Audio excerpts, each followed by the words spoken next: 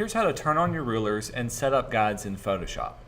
If you don't see a ruler at the top and left-hand side of your screen, you can go to View and down to Rulers. Notice that the command keyboard shortcut is Command R.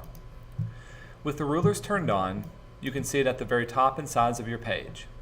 If you need to change your unit of measure, you can hold down the Control key and click on the ruler, and this will give you a pop-out menu to choose the different measurement units that you want to work in.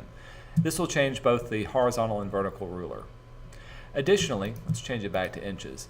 You can change the starting point of your ruler. By default, Illustrator and Photoshop and InDesign puts your starting point at the very top left-hand side of your page. To change this 0 point, click where the two rulers meet at the top left-hand corner and drag down. This will give you a crosshair, and whenever I release, now you can see my 0 point is at another arbitrary place. This comes in handy a couple of times when you're trying to place things at an exact point. To set it back to the default, simply double click at that top left corner and it'll bring it back to the top left corner of your page. To set up guides on your page, there's a couple of ways you can do it.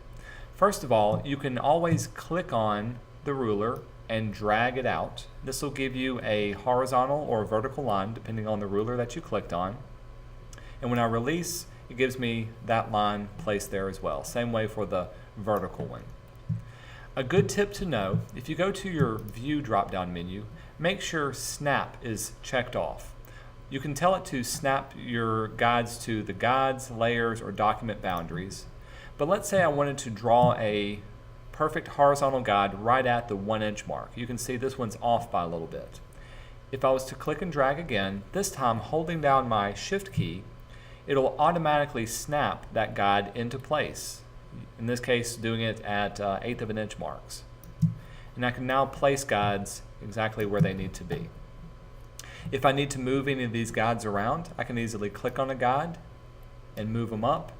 Or if I need to erase a guide, I can click on a guide and drag it over back to the ruler, and it's gone from there. The second way to create guides is by typing in their specific coordinates. You can go back to View and down to Guides. Notice you can also lock the guides or completely clear away all the guides. Let's clear these away. Now they're all gone. We'll go back to View, and I can choose to create a new guide.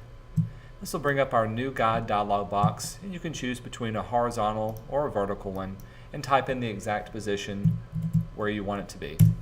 And that'll give me that guide from there.